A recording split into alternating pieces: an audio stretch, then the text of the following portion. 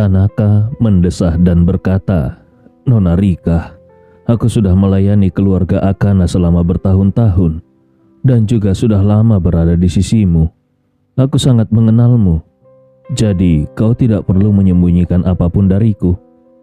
Aku tidak bermaksud mencampuri urusan pribadimu, tetapi yang terpenting adalah kalau aku bisa melihat perasaanmu, maka Tuan Ugaki yang sangat cerdas juga pasti akan mengetahuinya.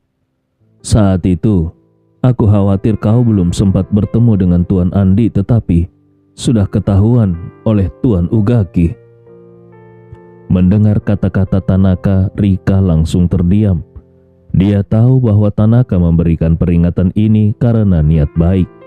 Dia juga menyadari bahwa ayahnya, Ugaki Akana, tidak akan pernah mengizinkan dia memiliki hubungan dengan pria asing. Ayahnya sudah berkali-kali menegaskan bahwa ayahnya hanya bisa menerima kalau Rika menikah dengan pria Jepang, dan pria itu harus memiliki darah Jepang yang murni. Karena Rika sangat memahami pemikiran ayahnya, dia merasa takut dengan keputusan mendadaknya. Tanaka benar. Kalau dia tiba-tiba ingin kembali ke Tokyo dan bersikeras untuk bertemu dengan Andi, ayahnya pasti akan marah. Mungkin dia akan dikurung di rumah, atau lebih buruk lagi pernikahannya akan diatur lebih cepat. Memikirkan hal ini, Rika merasa sangat kecewa dan berkata dengan pelan, "Terima kasih, Tanaka, aku mengerti." Tanaka segera bertanya, "Nona Rika, apakah kau masih akan kembali ke Tokyo besok?" Rika menggigit bibir bawahnya dan terdiam lama selama beberapa saat, sebelum akhirnya berkata dengan sedih, "Sepertinya aku tidak akan kembali. Aku tidak ingin menimbulkan masalah. Apalagi kalau nanti malah menyusahkan Tuan Andi." Tanaka merasa lega dan berkata, "Nona Rika sangat bijaksana. Saat ini Tuan Ugaki sangat marah terhadap Tuan Andi. Kalau bukan karena masih mempertimbangkan kerjasama dengan keluarga Smith, Tuan Ugaki mungkin sudah melakukan sesuatu terhadap Tuan Andi. Kalau kau datang ke Tokyo untuk menemuinya sekarang, itu hanya akan memperburuk keadaan." Rika merasa sangat sedih dan berkata dengan suara lembut, "Aku mengerti. Kalau begitu, bisakah aku meminta sesuatu darimu?" Tanaka segera menjawab, "Nona, silakan katakan apa yang kau inginkan." Rika berkata, "Kalau konflik antara ayahku dan Tuan Andi semakin memanas, tolong cegah ayahku. Jangan biarkan dia bertindak gegabah dan melakukan sesuatu yang menyakiti Tuan Andi." Tanaka merasa canggung dan berkata, "Nona Rika, terus terang saja, Tuan Andi telah menipu Tuan Ugaki sebesar 45 miliar. Bahkan kalaupun kau menyukainya, kau tidak boleh berpihak pada orang luar." Rika dengan sangat serius berkata, "Aku tidak melindungi Tuan Andi. Aku melindungi ayahku. Keluarga Akana bukan tandingan Tuan Andi. Kalau kita menyinggungnya, kita mungkin akan menghadapi kehancuran." Rika Akana sangat menyadari bahwa kekuatan Andi jauh melampaui pemahamannya. Guru bela dirinya Yamamoto pernah mengatakan setelah dia terluka bahwa pukulan Andi yang membuatnya terluka bukan hanya sekedar kekuatan fisik, tetapi membawa apa yang dikenal dalam seni bela diri sebagai energi batin yang benar-benar menghancurkan meridian di seluruh tubuh Yamamoto. Adalah kekuatan batin ini. Yamamoto juga pernah berhadapan dengan beberapa ahli ninja. Meskipun kemampuan bertarungnya tidak sebanding dengan para ninja, setidaknya dia masih bisa bertahan beberapa gerakan. Namun di hadapan Andi, dia sama sekali tidak berdaya. Ini membuktikan bahwa kekuatan Andi jauh melampaui para ahli ninja di Jepang. Rika Akana sangat menyadari hal ini. Itulah sebabnya dia tahu bahwa baik ayahnya maupun keluarga Akana tidak akan ada yang bisa menjadi tandingan Andi. Namun, Ugaki Akana tidak menyadari aspek ini. Dia hanya berpikir bahwa kekuatan Andi sedikit lebih kuat daripada Yamamoto dan lebih kuat dari kedua pengawal pribadinya. Tetapi ketika dibandingkan dengan para ahli ninja, Andi pasti masih kalah. Setelah mendengar perkataan Rika, Tanaka merasa terguncang dan segera berkata, "Nona Rika, aku mengerti maksudmu, tenang saja. Kalau Tuan Ugaki dan Tuan Andi terlibat konflik, aku pasti akan berusaha membujuk Tuan Ugaki." Rika mengangguk dan menghela nafas ringan. "Baiklah, Tanaka. Kalau ada sesuatu yang terjadi, segera beritahu aku." Tanaka segera menjawab, "Baik, Nona Rika. Kalau begitu, aku tidak akan mengganggu istirahatmu lebih lama lagi." Setelah menutup telepon, Rika Akana memegang ponselnya erat-erat dengan kedua tangannya dan menatap langit. Hatinya dipenuhi dengan kegelisahan. Selama ini, dia selalu merindukan Andi siang dan malam, sambil berharap bisa bertemu dengannya lagi. Namun dia merasa bahwa kesempatan untuk bertemu dengan Andi sangat kecil. Tapi siapa sangka, Andi datang ke Jepang. Sebelumnya, Andi berada di seberang lautan. Dia berada di satu sisi lautan, sedangkan Andi berada di sisi lain. Sekarang, Andi dan dia berada di daratan yang sama, hanya berjarak sekitar 400 km. Kalau dia naik mobil, akan memakan waktu 4 hingga 5 jam untuk sampai ke sana. Kalau dia naik kereta cepat Shinkansen, dia akan sampai hanya dalam waktu 2 jam sedikit lebih. Memikirkan Andi yang selalu dia rindukan, yang hanya berjarak beberapa jam perjalanan darinya, Rika benar-benar sangat ingin bertemu dengan Andi. Namun, dia tahu bahwa dengan kondisinya yang terbatas, pergi ke Tokyo untuk menemui Andi akan mudah diketahui oleh ayahnya. Jadi dengan berat hati, dia memutuskan untuk melepaskan keinginannya itu. Pada saat ini, awan gelap yang memenuhi langit perlahan-lahan mulai memudar dan satu persatu bintang mulai tampak dari balik awan.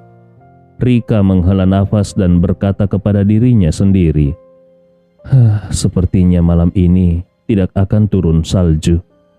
Setelah itu dia menyimpan ponselnya, menggerakkan kursi rodanya keluar dari halaman yang sepi dan kembali ke kamarnya. Dengan bantuan pelayan, Rika berendam sebentar di pemandian air panas. Cedera tubuhnya masih sangat parah. Hampir setiap saat dia harus menahan rasa sakit yang hebat. Awalnya dokter menyarankan agar dia menggunakan pompa pereda nyeri, sebuah alat yang dapat secara otomatis menyuntikkan obat penghilang rasa sakit ke pembuluh darahnya. Biasanya orang yang mengalami cedera serius atau baru saja menjalani operasi akan menggunakan pompa pereda nyeri untuk mengurangi rasa sakit yang signifikan. Namun Rika tidak mau menggunakannya. Itu karena obat pereda nyeri bisa menyebabkan kerusakan pada sarafnya. Kalau dia mengandalkan obat itu dalam jangka panjang, kemungkinan besar dia tidak akan bisa pulih sepenuhnya dan mungkin tidak akan pernah bisa berlatih bela diri lagi. Jadi dia terus bertahan dengan gigih dan mengandalkan tekadnya yang kuat untuk menahan rasa sakit fisiknya. Pemandian air panas di kediaman ini diambil dari mata air alami bawah tanah, mengandung banyak mineral dan elemen selenium yang bermanfaat bagi tubuh, serta dapat meredakan rasa sakit hingga tingkat tertentu. Namun, karena tubuhnya masih terluka, Rika tidak bisa berendam terlalu lama di air panas. Setiap hari dia hanya bisa berendam maksimal 1 jam, dan waktu paling menyenangkan baginya adalah saat dia bisa berendam di air panas.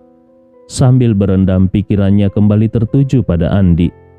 Dia teringat saat dengan malu-malu dia pergi ke kompleks tempat tinggal Andi. Saat itu di depan Andi, Rika bersikap sangat gugup. Dalam keadaan canggung, dia memberikan secangkir teh kepada Andi dan berbohong bahwa dia ingin mentraktirnya. Namun yang tidak dia duga, Andi benar-benar menerima teh tersebut dan meminumnya. Padahal sebelum Andi meminumnya, Rika baru saja menggunakan sedotan itu.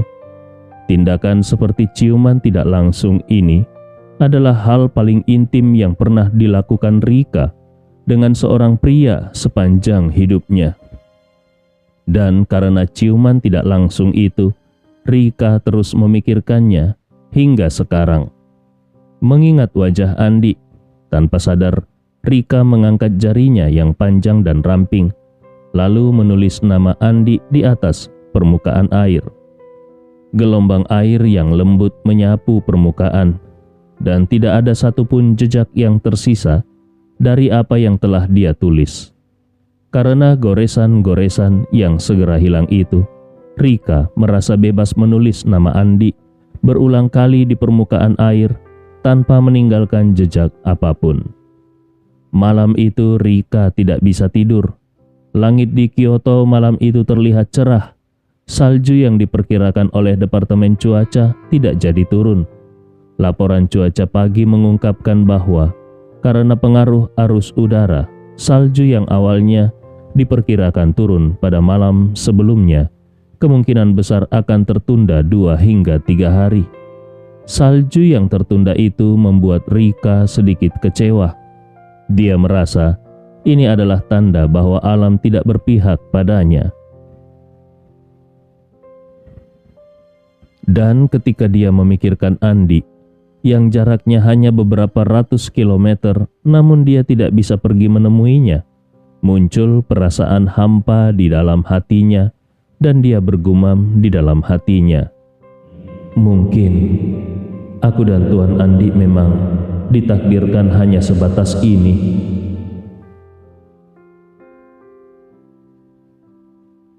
Keesokan paginya di Makassar, Hamzah sudah berada di gudang penyimpanan obat milik keluarganya sejak pagi.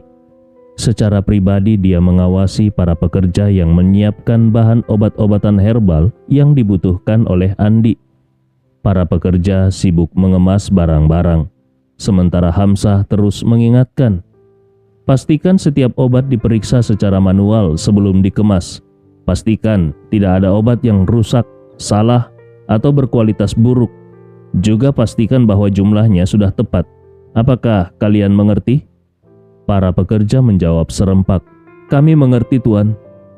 Hamzah pun mengangguk puas dan melanjutkan, sebelum sore ini, kalian harus memastikan batch pertama obat sudah siap dan segera kirim ke bandara.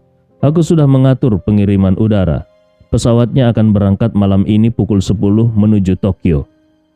Pada saat yang sama di kediaman keluarga Smith di Jakarta. Seperti biasa, kepala keluarga Smith yang sudah melakukan selama 20 tahun mengadakan pertemuan pagi di aula utama kediaman keluarga Smith.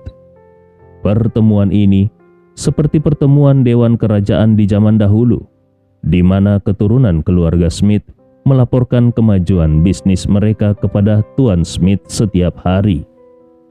Kalau ada perintah, Tuan Smith juga akan mengumumkannya dalam pertemuan ini. Keluarga Smith memiliki banyak anggota, dan ada lebih dari 30 orang yang menghadiri pertemuan tersebut, termasuk keturunan langsung dan kerabat jauh. Aturan dalam pertemuan pagi ini sangat ketat. Tuan Smith duduk di kursi tingginya yang mirip dengan kursi tahta. Dia menghadap semua orang dengan penuh wibawa. Anak-anak, cucu-cucu, dan kerabat duduk dalam beberapa baris sesuai dengan status dan generasi mereka. Saat ini Tuan Smith duduk di kursi tingginya, memandang keturunan keluarganya dan dengan penuh wibawa berkata, situasi minyak internasional yang terus bergejolak dan penurunan ekonomi global telah menyebabkan perdagangan ekspor-impor internasional juga terpengaruh. Saat ini, banyak perusahaan pelayaran jarak jauh yang mengalami kesulitan. Ini adalah waktu yang tepat bagi keluarga Smith untuk mengambil kesempatan dan bangkit. kerjasama kita dengan orang Jepang harus dipercepat. Keluarga Smith adalah keluarga besar yang sudah berada di Jakarta selama lebih dari 100 tahun. Beberapa dekade lalu, keluarga Smith bersaing dengan keluarga Rewa. Di bawah serangan Sandi Rewa, ayah Andi, keluarga Smith sempat mengalami kemunduran. Namun, setelah kematian tragis Sandi, keluarga Smith segera mengambil keuntungan dari keadaan tersebut dan bangkit menjadi keluarga nomor 1 di Jakarta. Kepala keluarga Smith bernama Chandra Smith, yang kini telah berusia 76 tahun. Meskipun tidak terlalu terlihat tua, tetapi dia sudah melewati masa-masa keemasannya. Secara umum, kehidupannya bisa dikatakan sudah mencapai kesuksesan besar, tetapi dia masih merasa belum puas. Dia berharap sebelum pensiun dia bisa membangun fondasi yang tak tertandingi untuk keluarga Smith, setidaknya dengan mencapai ambisinya, yaitu 1 lebih besar daripada 2 dan 3. Dalam sejarah dunia bisnis, tidak ada yang benar-benar pernah menjadi penguasa tunggal. Arti dari 1 lebih besar dari 2 dan 3 adalah bahwa keluarga yang menduduki peringkat pertama harus memiliki kekuatan gabungan yang lebih besar daripada keluarga yang menduduki peringkat kedua dan ketiga ketika digabungkan. Ini berarti keluarga Smith harus lebih kuat daripada gabungan keluarga Rewa dan keluarga Gunawan. Dengan cara ini, bahkan kalaupun keluarga yang menduduki peringkat kedua dan ketiga bersatu melawan keluarga Smith, dia tidak perlu merasa khawatir. Hanya dengan begitu, keluarga Smith bisa benar-benar mencapai keamanan yang abadi. Saat ini meskipun jarak antara keluarga Smith dan keluarga Rewa semakin besar, namun keluarga Smith masih kekurangan beberapa triliun untuk benar-benar mencapai target 1 lebih besar dari 2 dan 3. Oleh karena itu, keluarga Smith sedang aktif mencari peluang di luar negeri, berharap bisa mencapai ambisi besar ini dengan cepat. Kalau tujuan ini tercapai, maka konsep 3 keluarga besar di Jakarta tidak akan ada lagi, dan keluarga Smith akan menjadi penguasa tunggal. Karena alasan ini, Chandra Smith sangat memperhatikan bisnis pelayaran jarak jauh ini. Mendengar bahwa sang kepala keluarga sangat memperhatikan sektor pelayaran jarak jauh, seorang keturunan keluarga Smith tidak bisa menahan diri untuk tidak menyombongkan diri di hadapan Chandra Smith.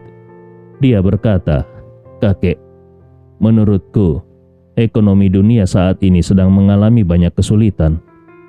Perdagangan ekspor-impor di berbagai negara telah mengalami penurunan drastis, dan kita belum tahu kapan perdagangan internasional akan pulih sepenuhnya.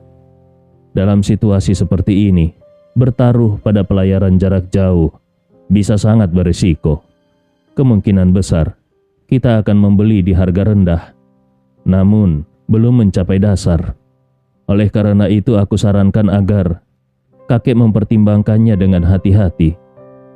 Mendengar hal ini, Chandra mendengus dingin. Mempertimbangkannya dengan hati-hati. Dia tidak memperhatikan pemuda itu, melainkan menoleh ke pria paruh baya di sebelahnya dan memarahi dengan suara keras. "Robin, beginikah caramu mendidik anak? Anakmu bahkan belum dewasa tapi sudah berani mempertanyakan keputusanku. Apa dia benar-benar berpikir aku sudah tua dan tidak mampu lagi membuat keputusan?"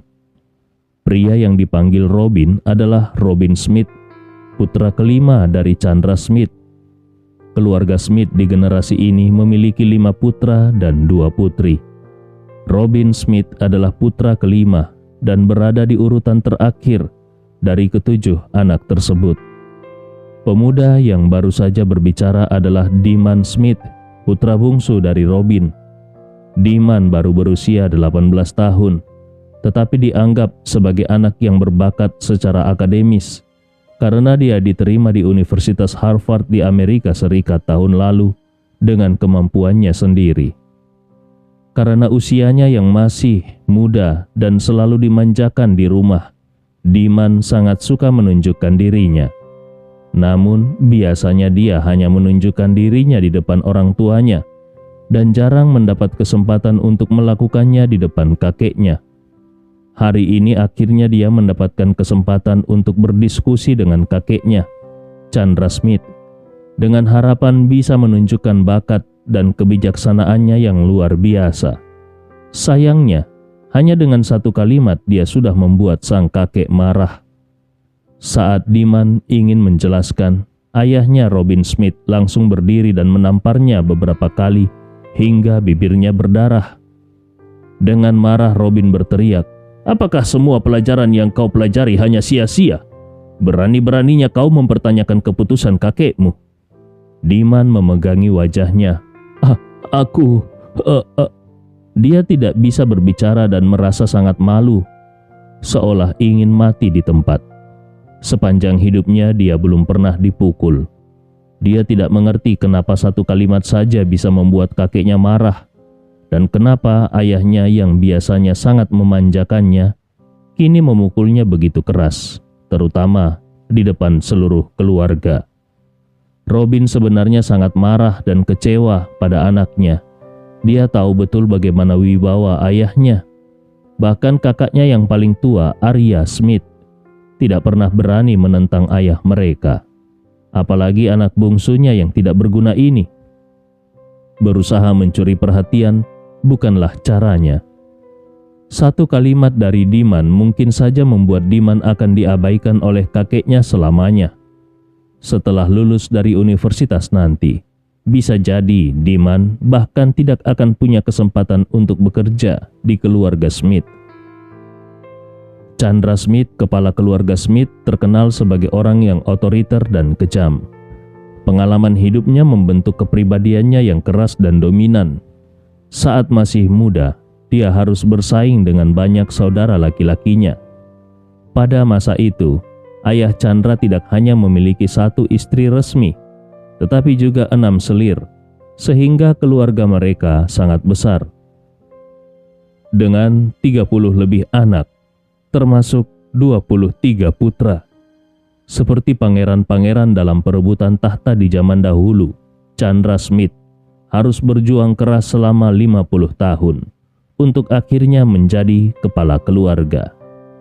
Pertarungan selama puluhan tahun ini membuatnya sangat kejam. Dia tidak akan mentolerir siapapun yang mengancam otoritasnya, bahkan meskipun itu adalah anak atau cucunya sendiri. Diman yang masih muda dan kurang pengalaman serta terlalu percaya diri dengan statusnya sebagai anak ajaib, dengan berani menentang Chandra Smith demi mencari pengakuan. Tindakannya ini jelas dianggap oleh semua orang sebagai tindakan nekat yang setara dengan mencari mati. Robin menampar Diman berkali-kali hingga putranya itu hampir pingsan. Baru setelah itu Chandra Smith mendengus dingin dan berkata, "Cukup, jangan memukul lagi. Suruh seseorang membawanya keluar. Kita lanjutkan rapat." Robin yang hatinya sudah sangat sakit melihat anaknya terluka, tidak berani berhenti sebelum sang ayah memerintahkannya. Begitu Chandra Smith mengeluarkan perintah, dia menahan rasa sakit dalam hatinya dan berkata kepada para pelayan, "Cepat, bawa anak tidak tahu diri ini keluar dari sini." Para pelayan segera menghampiri Diman yang sudah berdarah dan pusing, lalu menyeretnya keluar. Setelah itu Chandra Smith berdeham dan melanjutkan pembicaraan. "Kerjasama kali ini dengan orang Jepang harus memastikan kita mendapatkan kendali atas minimal 20% operasi pelabuhan Tokyo, Yokohama, dan Osaka. Selain itu, kita harus memaksa mereka menyediakan setidaknya 3 juta ton kapal kargo dan kapal tanker. Siapapun yang bisa menyediakan sumber daya paling banyak akan menjadi mitra kita. Jadi, pastikan kalian menyelidiki kekuatan sebenarnya dari keluarga Akana dan keluarga Takeshi dengan baik, dan pastikan mereka memberikan kontribusi maksimal." Putra sulung Chandra yaitu Arya Smith segera bertanya, "Ayah, Siapa yang akan ayah kirim untuk bekerja sama dengan kedua keluarga Jepang ini? Setelah hening sejenak, Chandra berkata, Josh, kau adalah cucu sulung. Sudah saatnya kau memimpin. Jadi kau yang akan bertanggung jawab atas hal ini. Josh Smith adalah cucu tertua Chandra Smith, putra Arya Smith, dan kini berusia 28 tahun. Dia dianggap sebagai keturunan laki-laki paling berbakat di generasinya. Mendengar dirinya yang dipilih, Josh segera berdiri dan dengan tegas berkata, "Kakek, tenanglah. Aku akan memberikan yang terbaik."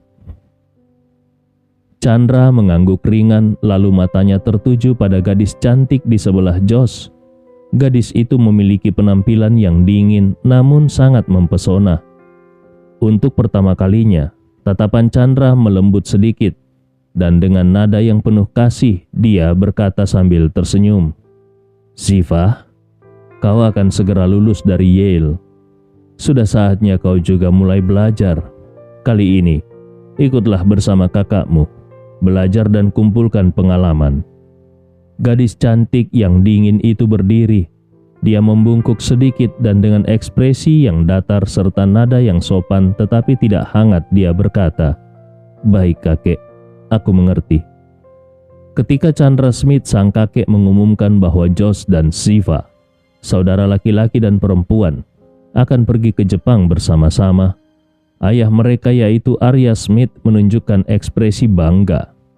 Dalam pandangannya, keputusan ayahnya untuk memberikan tanggung jawab besar kepada kedua anaknya adalah bukti bahwa dia sebagai putra sulung adalah yang paling dipercaya oleh ayahnya. Anak-anak yang lain tentu saja merasakan kecemburuan. Tidak ada yang meragukan bahwa Josh sebagai cucu sulung pantas mendapatkan kesempatan ini. Di masa lalu, cucu sulung dalam keluarga adalah pewaris tahta yang sah, dan tidak peduli seberapa kuat saudara-saudaranya, mereka harus mengakui keunggulannya.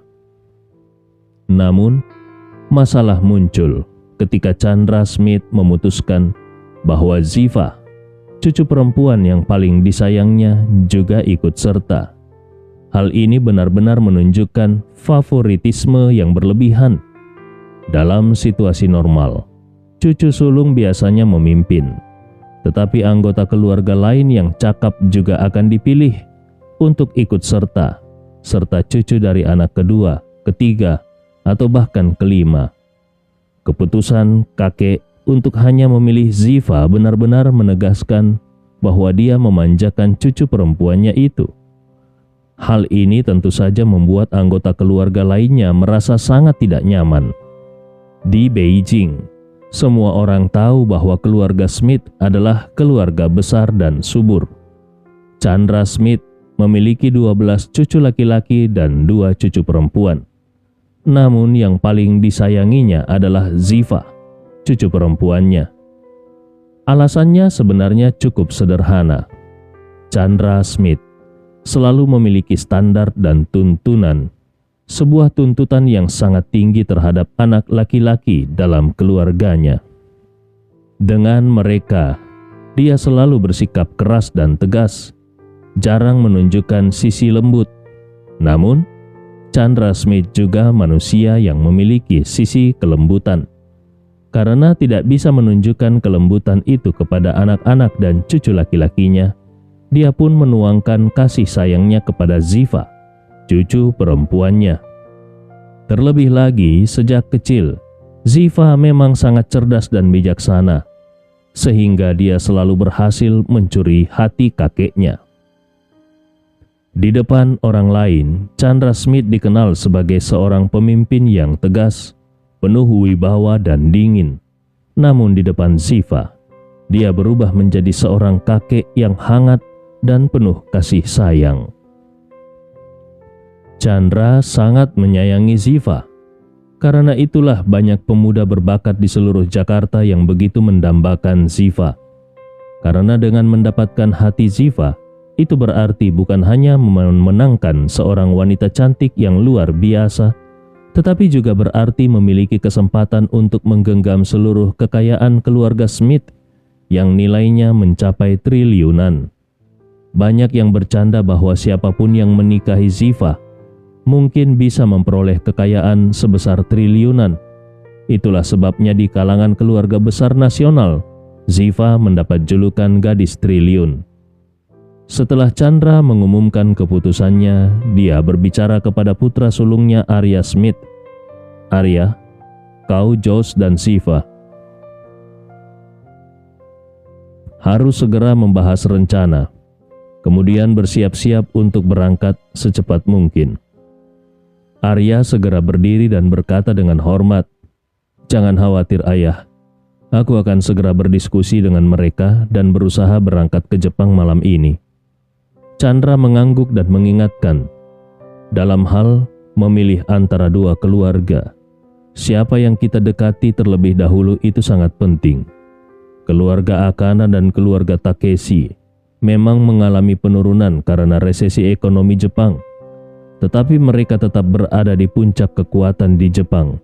Jadi berhati-hatilah dalam memutuskan dengan siapa kita akan berhubungan terlebih dahulu. Arya menjawab, "Baik ayah, kami akan segera mendiskusikan dan melaporkan secepat mungkin." Chandra tersenyum puas dan berkata, "Arya, 18 tahun yang lalu kau mengalahkan Sandi Rewa dan menjadi sosok yang paling bersinar di generasi muda Jakarta. Namun selama 18 tahun terakhir, kau belum mencapai puncak yang lebih tinggi lagi. Tentu saja ini bukan kesalahanmu, melainkan karena di dalam negeri, keluarga Smith tidak menghadapi lawan yang berarti." Kemudian dia menambahkan dengan semangat, "Pasar dalam negeri sudah tidak memberi ruang pertumbuhan lagi. Kalau kita ingin terus berkembang, kita harus keluar menuju ke laut lepas. Kalau tidak, keluarga-keluarga lama di barat termasuk keluarga Janvier akan terus muncul untuk menantang kita. Jadi, strategi ekspansi ke luar negeri ini adalah kesempatan bagi keluarga Smith untuk menciptakan kejayaan baru. Kalau kau berhasil dengan baik, aku bisa pensiun dengan tenang dan menikmati masa tuaku. Saat itu, kau akan menjadi kepala keluarga Smith." Teman-teman, terima kasih sudah mendengarkan kisah Andi Rewa bersama Bang Nobar di channel Bang Nobot hari ini. Jangan lupa follow akun Instagram Bang Nobar dengan nama Wan Nobar berikut ini. Oke, sampai jumpa, salam sehat selalu, salam Cotokondro Palubasa.